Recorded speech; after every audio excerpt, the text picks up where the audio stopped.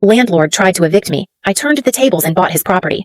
With just 2 weeks' notice, my greedy landlord jacked up my rent by 40%, threatened to evict me with fake drug charges, and laughed that I was powerless.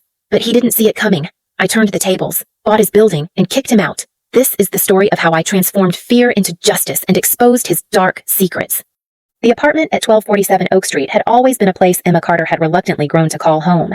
At 24, Emma was just beginning to carve out her future, juggling 2 part-time jobs as a barista and a tutor while pursuing her degree in social work. Her life, for the most part, was a delicate balance of surviving day to day and holding on to the hope that one day, the relentless hustle would pay off with a master's degree and a chance to make a real difference in the world. Yet, her living situation in the heart of Chicago's downtrodden neighborhood left much to be desired. The building had seen better days, though it was hard to imagine when. The walls of her studio apartment were cracked and stained, the windows perpetually fogged with the rust that crept along the edges. She could often smell the dampness of mold seeping through the air, and during the winter months, the heating system worked intermittently, only adding to the ever-present chill. The elevator screeched loudly whenever it moved, and the fluorescent lights flickered relentlessly in the hallways. But Emma was used to it. This was the price she paid to save money for her future $800 a month for a roof over her head and the solace of knowing it was hers. For now, Emma's life wasn't about luxury. It was about survival. About clinging to the dream that she could someday escape this grim reality.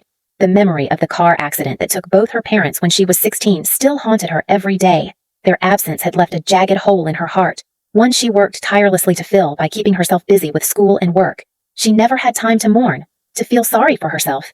She couldn't afford to. But today, something was different. Today, the weight of the world felt heavier than it ever had before. The notice slipped under her door was innocuous at first until Emma took a second glance and saw the words that made her stomach twist. Rent increased by 40%. Effective in 14 days. Total $120 per month. Her heart sank. Victor Kane, her landlord, was raising the rent a full 40% just 2 weeks before the increase was set to take place. It wasn't just unfair, it was illegal. According to Chicago's rent control laws, landlords were required to provide at least 30 days' notice for rent increases. And even then, increases could not exceed 25% per year. Victor, however, had never seemed one to follow rules. Without thinking twice, Emma picked up her phone and dialed his number. The line clicked before his voice boomed from the other end. "What is it now?" Victor sneered, his voice thick with condescension. "I'm calling about the rent increase. This is a violation of the law." "You can't do this," Emma said, trying to keep her voice steady. She could feel her palms begin to sweat, but she wouldn't back down. Not this time. Victor's laugh echoed through the phone. "Oh, really? And who's going to stop me? You a student with no money." "The market decides. Sweetie, if you don't like it, pack up and move. Your parents probably have enough money to buy you a place." "Right. Maybe they'll help you out." As he spoke, Emma could hear the television in the background, muffled voices and the sound of a woman crying, a sound that suddenly sent a shiver down her spine. Emma bit her lip, trying to suppress the anger that burned inside her. She had always been the quiet one, the one who hated confrontation. Her natural inclination was to avoid conflict at all costs. But this was different. "Victor, this is illegal," Emma said, her voice trembling slightly. But there was a strength now that hadn't been there before. "I know the law. I'm not backing down." Victor's tone shifted, becoming cold and menacing. "You think you can take me on? I've been doing this for 20 years. I know how to handle people like you. You don't have a leg to stand on." He hung up before she could respond. Emma stood there, staring at the phone in her hand, her heart racing. The sense of helplessness she had always felt seemed to be taking root again, but something inside her was changing. For the first time, she didn't feel like the helpless tenant. That night, after hours of researching Chicago's rent laws, Emma's mind began to shift. She discovered that Victor had not only violated the law by giving improper notice, but the charges against him were numerous. He had been fined $15,000 2 years ago for failing to maintain the properties he owned, including this one, and yet nothing had changed. The repairs were still ignored, and the building continued to decay. He had built an empire on exploitation, preying on tenants who had no resources or knowledge to fight back. Emma's anger deepened, but so did her resolve. She wasn't going to be a victim anymore. She was going to fight back. The next morning, Emma went to the library and checked out every book she could find on tenant rights, real estate laws, and housing violations. She dug deep into Victor's history, uncovering more of his past misdeeds. He had a track record of taking advantage of the most vulnerable elderly immigrants, students, and working-class families. He would threaten them, hike up their rent without notice, and force them out when they couldn't pay. Emma was learning that Victor Kane wasn't just a greedy landlord. He was a system of abuse, built on fear and power. And Emma. She wasn't going to back down. She was done being afraid. Her research revealed that Victor's shady dealings weren't just confined to this building. He owned 5 others, properties scattered across the city, each one in a similar state of disrepair, each one a ticking time bomb for anyone who lived there. But what truly shocked her was the realization that Victor was heavily in debt, $700,000 in mortgage payments. 4 months overdue. This wasn't just about rent. It was about power. It was about someone using their position to crush people beneath them. Emma was no longer just a tenant trying to make ends meet. She was becoming something else, something stronger. Emma's newfound determination was tested the next day when she saw Victor walking through the hallway of the building, his steps confident, his eyes calculating. He saw her, and for a moment, he paused, a smirk playing at the edges of his lips. "You think you're going to take me down," he sneered. "You don't have a clue who you're messing with." Emma stood tall, meeting his gaze without flinching. "I'm just getting started." As the tension between them grew, Emma realized that this was more than a battle over rent. It was about standing up for what was right, and she wasn't going to let Victor Kane win. This was just the beginning. The apartment was silent, save for the soft rustling of pages as Emma pored over the thick legal textbooks she had checked out from the library. She was determined to understand the intricacies of tenant rights. The more she read, the clearer it became Victor Kane had broken multiple laws. Her hands trembled as she highlighted the relevant sections, the improper notice for the rent increase, the illegal late fees, and, most troubling of all, his unlawful entries into tenants' apartments without permission. Each discovery was like a hammer striking a nail in the wall of the injustice she had lived with for far too long. For the first time, Emma was armed with knowledge, and it was empowering. This wasn't just about a rent hike, it was about the systematic abuse of power, an exploitation that had been going on for years under Victor's watch. Her mind raced with the possibilities. If she could prove these violations, she could expose Victor for what he truly was, a man who had used fear and manipulation to control the lives of vulnerable people. And with that thought came another: if she was going to take him down, she couldn't do it alone. The next day, Emma found herself standing in front of Victor's penthouse, the very place where the man who had tormented her and her neighbors lived in unshakable arrogance. She had called him earlier, demanding a face-to-face meeting to discuss the violations she had uncovered. He had agreed, but she could feel the weight of anticipation hanging in the air as the elevator ascended. When the doors opened, Emma was greeted by the glimmer of polished hardwood floors, the glint of stainless steel appliances, and the sharp, sleek lines of modern decor. It was a world apart from the decaying building below. Victor stood by the kitchen island, a coffee mug in his hand, the words "Best Landlord" emblazoned on the side. Emma swallowed the lump in her throat. The contrast was staggering: his luxurious lifestyle, built on the backs of people like her. Victor's sharp laugh broke her reverie. "So, the little tenant has come to lecture me on the law. How adorable!" he mocked, his eyes gleaming with superiority. "You think you can afford a lawyer? You think you know better than me? I've been doing this for 20 years. Emma clenched her fists at her sides, fighting the urge to lash out. But she didn't come here for a fight. She came for answers. "I know you've violated the law, Victor, and I'm not backing down," she said, her voice steady despite the storm raging inside her. Victor's grin widened, a dangerous glint in his eyes. "Is that so? And what are you going to do about it? What's a poor student like you going to do when I make things even harder for you?" He leaned forward, his breath hot against her ear. "I know the system. You don't." As Victor sneered, his wife, Sophia, stood in the doorway, watching with a cold, detached expression. She said nothing, but her eyes lingered on Emma, their sharpness betraying an unspoken tension. Emma couldn't help but notice the way Sophia's gaze flicked between Victor and her, as though trying to decide where her loyalty truly lay. Emma had always sensed that something was off about their marriage, and now, watching Sophia's cool demeanor, she wondered if Victor's abusive tendencies went even deeper than just his tenants. But Emma didn't have time to linger on that thought. She was on a mission. After the tense encounter with Victor, Emma's determination only grew stronger. She spent the next few days knocking on doors in the building, speaking to her neighbors, people who had lived under Victor's thumb for far too long. It was difficult, at first, for Emma to break through the walls of fear and mistrust that Victor had so carefully cultivated. But as she continued her rounds, she found herself listening to heartbreaking stories. Mrs. Lynn Tran, a 70-year-old widow, lived on the second floor. Emma knocked on her door and was greeted with a soft, trembling voice. The woman invited her in, and Emma was taken aback by how pristine the apartment was, every surface gleaming, every corner spotless. And yet, Victor had demanded an absurd fee of $800 for cleaning services, despite Mrs. Lynn's constant efforts to keep the apartment spotless. "They come every month to inspect," Mrs. Lynn said, her voice a whisper. "And every month, he finds something new to charge me for. I've been here for years, but he keeps threatening me, telling me if I don't pay, I'll be kicked out." Emma could see the fear in her eyes, the years of living under Victor's control. It made her stomach churn. Next, she visited the Lopez family, who lived in the corner apartment. Their 3-year-old daughter, Mia, suffered from asthma, and the family had been charged $200 for using a humidifier to help with her breathing. The father, Juan Lopez, was furious but helpless. They said it was an extra charge for air conditioning usage. "I don't know what to do," he said, shaking his head. Then, Emma met with the Carter family, who were charged $600 because their newborn son cried too loudly, disturbing the other tenants. They were threatened with eviction, simply because their baby was doing what babies do. Finally, Emma spoke with the Hassan family, who had been threatened with eviction after having the elderly father visit for a week. Victor had claimed that the extra person in the apartment violated the lease agreement. It was all a calculated tactic to extract more money from his tenants, using any excuse to exploit their vulnerability.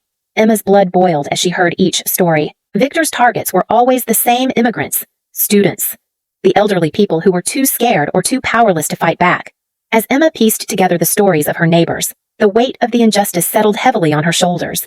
But the tipping point came when she went back to her own apartment late one night and found Victor standing in her doorway, blocking her from entering. "I thought you were smarter than this," he sneered, grabbing her arm and yanking her toward him with surprising force. The pain shot through her wrist as his grip tightened, and she instinctively pulled back, her body tense. "You want to make this hard? Fine, I can make it harder. I know people, judges, cops. Don't think you can take me on." Victor's breath reeked of whiskey. His words slurred with an arrogance that made Emma's blood run cold, but this time, Emma didn't flinch. She didn't back away. Instead, she looked him straight in the eye and said, "I'm not afraid of you anymore." As he shoved her once more, a bruise already forming on her arm, something inside Emma shifted. She had come here to confront him, but now she realized that it wasn't enough just to face him down. She had to protect her community. She couldn't allow Victor's tyranny to continue unchecked. Just as she was about to leave, Mrs. Lynn caught Emma by the arm. "I know English." "Mrs. Lynn whispered, her voice shaking.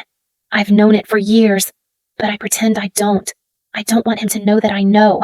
He's been threatening me, but I can't fight him alone." Emma's heart swelled with hope. She wasn't alone, and neither were the other tenants. The power was in their hands. If only they would stand together. The days after her encounter with Victor were spent in a feverish blur. Emma couldn't shake the burning anger she felt, nor the overwhelming need to take action. She had always been a quiet, reserved person, afraid of stirring the pot. But now, with each new piece of evidence she uncovered, she felt more like a warrior, fighting for the people who couldn't fight for themselves. Emma meticulously documented every violation she could find. She took photos of the peeling paint on the walls, the black mold growing in the corners of the hallway, and the broken elevator that had been out of service for weeks. She made detailed notes of the illegal fees Victor had been charging, the constant threats, and the fear that had settled over her neighbors. But what truly struck her was the realization that Victor had been exploiting the same pattern for years. The tenants were victims of his greed, and Emma was the only one who could stop him. One evening, after hours of research, Emma discovered a key detail that made her stomach turn. Victor owned 5 properties across the city, each one worth millions of dollars, and yet none of them were maintained. The buildings were decaying, crumbling under the weight of his neglect, but he continued to collect rent, preying on people who had nowhere else to go. He didn't care about the condition of the homes. All he cared about was the money he could make by scaring and manipulating his tenants. It was an empire built on fear, and Emma was determined to bring it down. She knew she needed more than just photos and complaints. She needed proof. So, she decided to take a more direct approach. That night, she installed a hidden camera in her apartment. She needed to catch Victor in the act. She knew he had been entering her apartment without permission, and this time, she was going to make sure he couldn't talk his way out of it. A few days later, Emma received the footage she had been waiting for. Victor, as expected, barged into her apartment, his eyes scanning the room as if he owned it.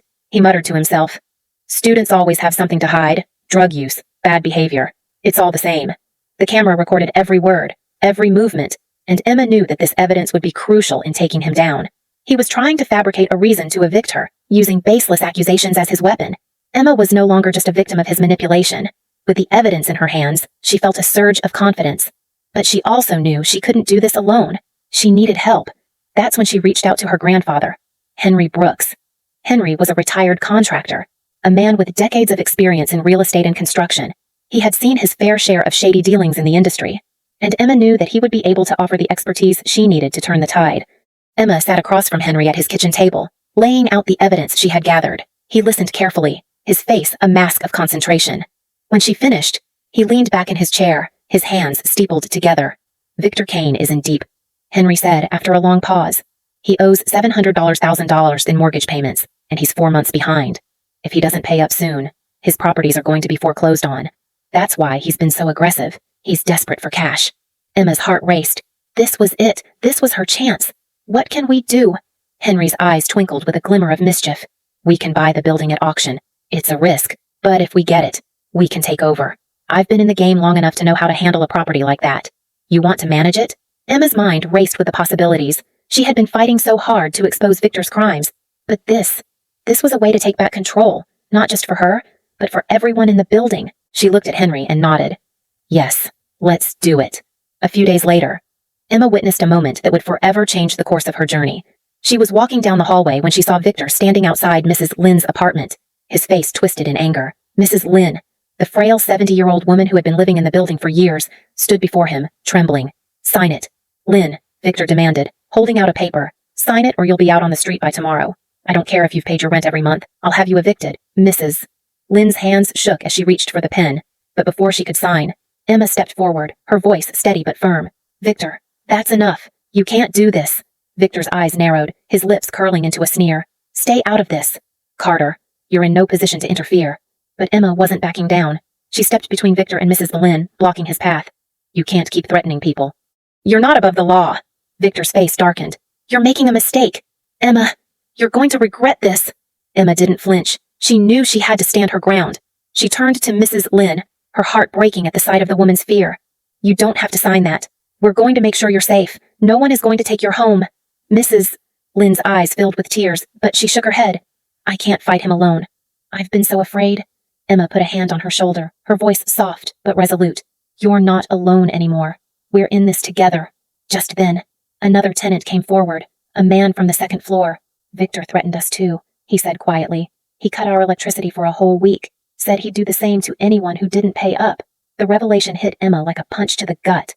Victor had crossed a line she hadn't even imagined. He was willing to put people's lives in danger just to get what he wanted. The anger she had been holding back for weeks surged to the surface. I'm going to make sure he pays for this, Emma said, her voice steady but fierce. And we're going to take back this building. As Emma stood there, surrounded by her neighbors, something inside her shifted. No longer just an individual struggling against an unjust system. She was now a leader, a force for change.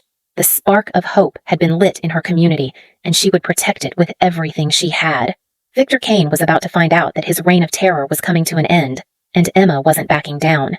The courthouse was eerily silent, the tension in the air palpable as Emma sat near the back of the room, her heart pounding in her chest. The large, cold chamber echoed with the quiet shuffle of papers and the occasional cough of a spectator. The auction was about to begin, and Emma felt as though she were standing on the precipice of something far greater than herself. This was the moment she had been preparing for. This was her chance to finally take down Victor Kane and end the reign of fear that had plagued her and her neighbors for far too long. Victor, ever the image of arrogance, even in his defeat, walked into the room wearing a wrinkled suit.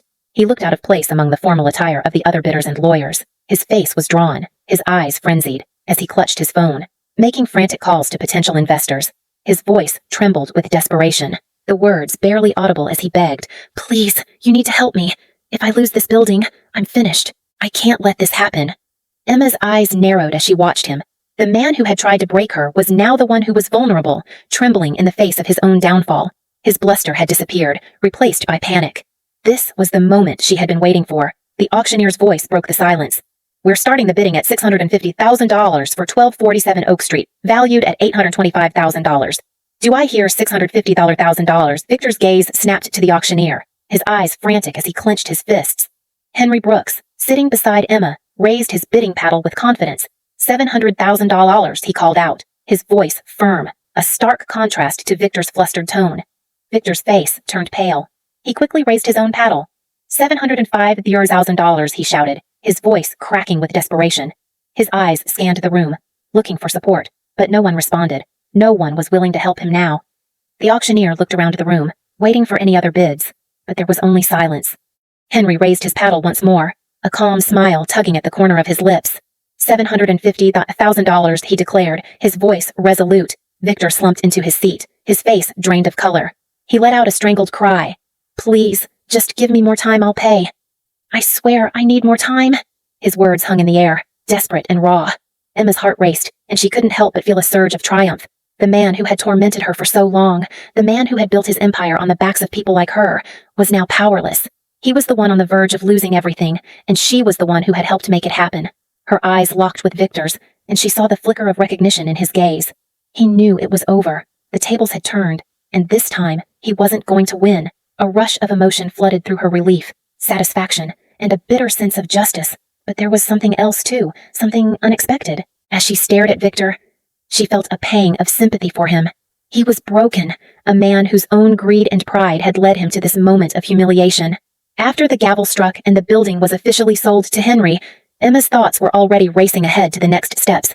Henry leaned over to her, his voice low but filled with satisfaction. "It's done. We've got control now. We can finally make things right." But the victory was far from over. The real work had just begun. Emma watched as Victor's attorney, a slick, suited man who had been silently observing the proceedings, walked up to Henry with a grim look on his face. The attorney's demeanor was calculated, his expression guarded. "You've won," the lawyer said, his tone cold. "But you should know that Victor is not someone you can easily get rid of. His contracts are airtight. You'll never be able to manage this building without him." Henry raised an eyebrow, leaning in. "I'm not concerned with Victor anymore. I'm concerned with the tenants, and I'll make sure we fix what he's broken." The lawyer, still looking smug, gave a small laugh and leaned closer. "Victor's contract stipulates a management fee of $2,000 per month. If you're smart, you'll honor it. Otherwise, he could make things very difficult for you." Henry straightened, his voice steady. "Victor won't be involved. He's not in charge anymore. And if he wants to fight it, he can take it to court, but he won't win." The lawyer, seemingly defeated, took a deep breath and then nodded, his words a reluctant admission. "Victor's contract has sealed his fate," the lawyer muttered. "He's out of the picture, but don't underestimate him." The tension in the room was still palpable as the crowd began to disperse. Emma watched Victor one last time.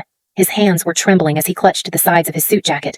He looked completely deflated. He didn't notice Emma as she passed him, her heart a mix of triumph and sorrow. But then, just as she was about to leave the courthouse, she saw something that made her pause.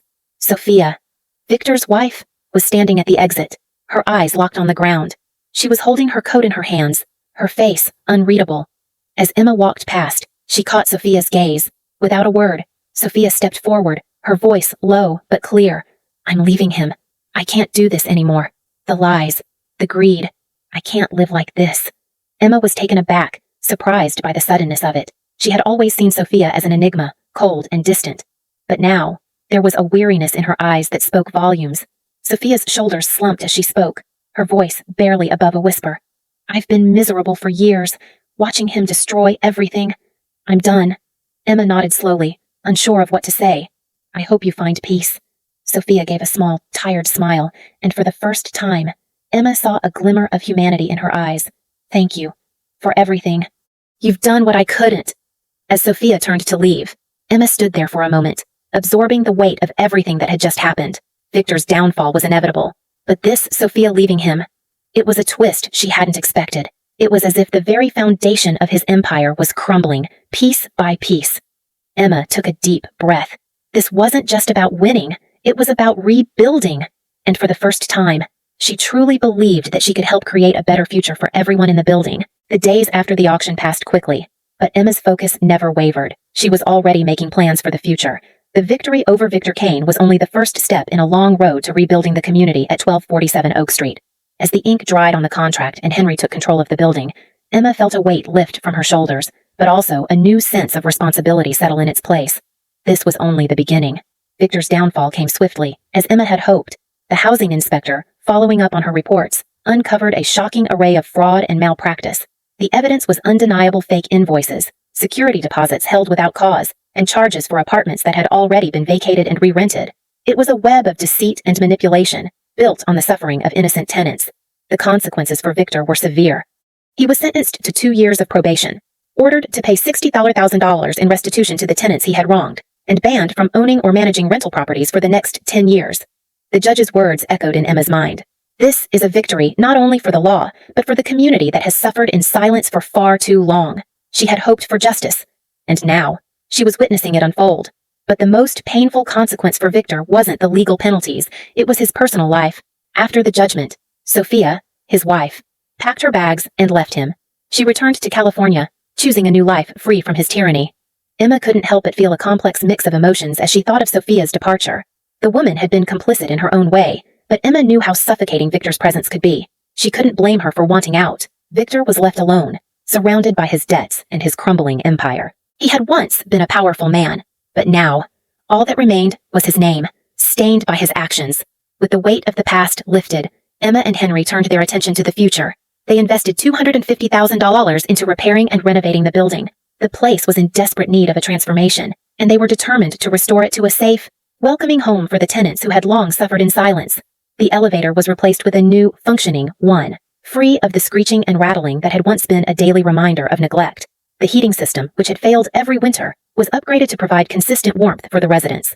The walls, once peeling and cracked, were freshly painted, and the hallways now smelled of new wood and fresh paint, a stark contrast to the damp, moldy odor that had once filled the air. Emma stood in the hallway, watching as the work progressed. For the first time, the building felt like it was coming back to life. The sound of children playing echoed from the apartments, a sound that had once been absent, replaced by the quiet hum of fear, but the true transformation was in the community itself. Emma wasn't just fixing the building's physical structure, she was rebuilding the trust that had been broken. In the months that followed, Emma began to hire from within the building. Rosa Lopez, a hard-working single mother, took on the role of managing the renovation project, overseeing the work and ensuring that everything was done properly. Rosa had been a quiet presence in the building, but Emma soon saw the strength in her character. Her dedication to her family and community was unmatched, and she was a perfect fit for the role. Rosa's son, Miguel, who had been struggling to find steady work, was given an apprenticeship as an electrician. He worked alongside the contractors, learning the trade and earning a steady income for the first time. The sense of pride in his eyes when he completed his first task was a sight Emma would never forget. The rent for the apartments was also adjusted. Emma made sure the new rates were fair and affordable for everyone. Mrs. Lynn, who had once lived in fear of eviction, was now paying only $600 a month for her apartment, a significant decrease from the outrageous fees Victor had imposed. The Lopez family, now in a two-bedroom unit, paid $850 a fair price for their space, given the improvements. To further protect her tenants, Emma created a tenant charter, a set of rules and protections for the residents. It was written in 5 different languages to ensure that everyone understood their rights. The charter capped annual rent increases at 3%, guaranteed 24/7 maintenance, and laid out clear procedures for resolving disputes. Emma wanted the tenants to feel empowered, knowing that they had a voice and that their home was secure. The transformation of the building was not just physical, it was emotional and social as well. Emma had always been driven by her desire for justice, but now, she was learning that true justice required more than just taking down the bad guys. It required unity, patience, and the willingness to work together. She had built something far more important than a renovated building. She had built a community. Mrs. Lynn, who had once been silent and afraid, became a symbol of strength. She opened a vegetable garden on the rooftop, sharing her harvest with her neighbors. It became a place for everyone to gather, to connect, and to find peace amidst the chaos of the city. It wasn't just a garden, it was a testament to the resilience of the people who lived in the building. Rosa Lopez's transformation was equally inspiring. She had always been hardworking, but now she was a leader in her own right. Through the rent-to-own program, she was able to buy her apartment, something that had once seemed impossible. And as the new manager of 3 buildings in the area, Rosa became a role model for others, showing that with hard work and support, anything was possible. Emma's leadership continued to evolve. She had started this journey as a lone warrior, determined to take down Victor and expose his wrongs. But now, she understood that real power came from collaboration. It was the community that had the strength to rise up, not just one person, one day. As Emma sat in the courtyard, watching the children play and listening to the sound of laughter that filled the air, one of the residents approached her. "We've been talking," the man said, "and we want to thank you. You gave us a chance to take back our lives. You gave us our home back." Emma smiled, her heart full. "No," she said, her voice steady and warm. "You gave yourselves your home back. I just helped open the door." As she looked around, watching the vibrant, reborn community that had once been so broken, Emma knew that the work wasn't over. There was still more to be done. But for the first time, she could see a future where justice wasn't just a dream, it was a reality. As the sun set on the newly revitalized building, Emma felt a quiet sense of satisfaction. She had learned so much about justice, community, and the strength of the human spirit, and in that moment, she realized that the real victory wasn't just in taking down Victor Kane. It was in the way the people had come together, in the way they had rebuilt their lives. The transformation of 1247 Oak Street had become a symbol of hope. What was once a decaying, broken building, home to despair and fear, was now a beacon of change. It stood as a testament to the power of community, the strength that comes from standing up against injustice, and the lasting impact of compassion. Emma looked out at the building from her office, a quiet satisfaction swelling in her chest. The work had been hard, and the road to this point had been filled with challenges, but it was all worth it. Henry and Emma had started their own property management company, focusing on taking over more properties that had been mismanaged by slumlords. Their first success was the acquisition of 3 more buildings, each one neglected, each one suffering under the hands of landlords who cared only for profit. But with Emma's leadership and Henry's experience, the company began to make a real difference in the lives of 400 families. They didn't just fix the buildings, they created a system of care. Emergency funds were established for residents who couldn't afford repairs, and repairs themselves were handled quickly, with a maximum response time of 4 hours. Each building had a community focus, with shared spaces for residents to gather, a place for children to play, and gardens to grow their own food. Emma and Henry believed that a building wasn't just walls and a roof, it was the foundation of a community, a place where people should feel secure and supported. At 1247 Oak Street, the difference was nothing short of miraculous. The building, which had once been a symbol of neglect and fear, had now become a place of joy and life. Mrs. Lynn's garden flourished on the rooftop, offering fresh vegetables and herbs to the residents. The sounds of children playing, their laughter filling the air, were a daily reminder of how far the building had come. Emma watched it all, feeling a deep sense of pride. This was what she had fought for. This was her legacy. But as much as Emma had built, the past still loomed large. She couldn't escape the memory of Victor Kane and the damage he had caused. She hadn't seen him since the auction, but she knew he hadn't given up. He was still out there, somewhere, struggling to keep his empire of exploitation alive. One afternoon, as Emma sat in a cafe near the outskirts of town, she spotted him. He was sitting alone at a small table, a tattered jacket pulled tight around his thin frame. His face was pale, his hands shaking as he clutched a coffee cup. It was a stark contrast to the man who had once walked through these streets with an air of arrogance, a man who had seemed untouchable. Emma's heart skipped a beat as she walked closer. She wasn't sure what she expected: anger, remorse, but when their eyes met, there was only resignation in Victor's gaze. "You destroyed my life," he mumbled, his voice hollow. Emma stood there for a moment, processing his words. She hadn't expected him to say anything else. It was strange, though she didn't feel the anger she once did. Instead, she felt a quiet understanding. Victor had brought this on himself. He had made his choices, and now he was living with the consequences. "No," Emma replied, her voice calm but firm. "You destroyed your own life. My company is taking new tenants if you pass the background check. You're welcome to apply, but I don't think you'll make it." Victor didn't respond. His hands shook as he set the cup down, the realization of his fall from grace settling in. He was no longer the powerful man he had once been. His empire had crumbled, and now he was left alone, isolated in a life of regret and fear. Emma turned away and left the cafe, her heart heavy but resolute. She had gotten what she needed from this encounter. It wasn't revenge, it was simply the truth.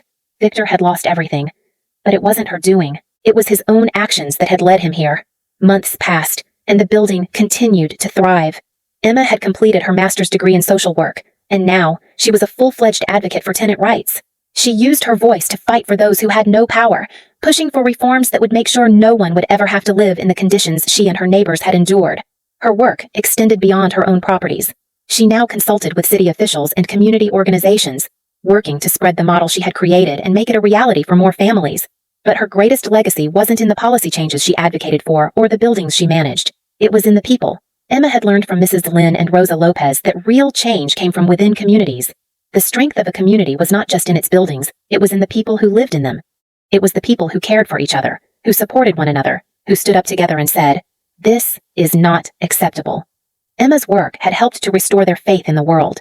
She had helped turn victims into leaders, just as she had once been a victim herself. Mrs. Lynn had started a garden, but now she also helped organize events for the residents, bringing them together and giving them a sense of ownership over their lives. Rosa Lopez, once a tenant struggling to make ends meet, had bought her apartment through the rent-to-own program. Now, she was the manager of 3 buildings, helping others in the same way she had been helped. One day, Emma received a letter in the mail. It was handwritten and smelled faintly of lavender. She opened it carefully and found a note from Mrs. Lynn. "Dear Emma, you taught this old woman that sometimes the young are the ones who dare to stand up. I never thought I could make a difference, but because of you, I found my voice. Thank you for showing me what it means to fight for what's right. I'm proud to call you my friend. With love, Lynn."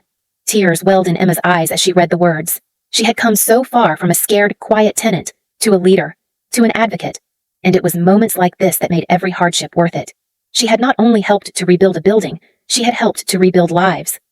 Emma sat back in her chair, the letter in her hands, and looked out at the sunset over the city.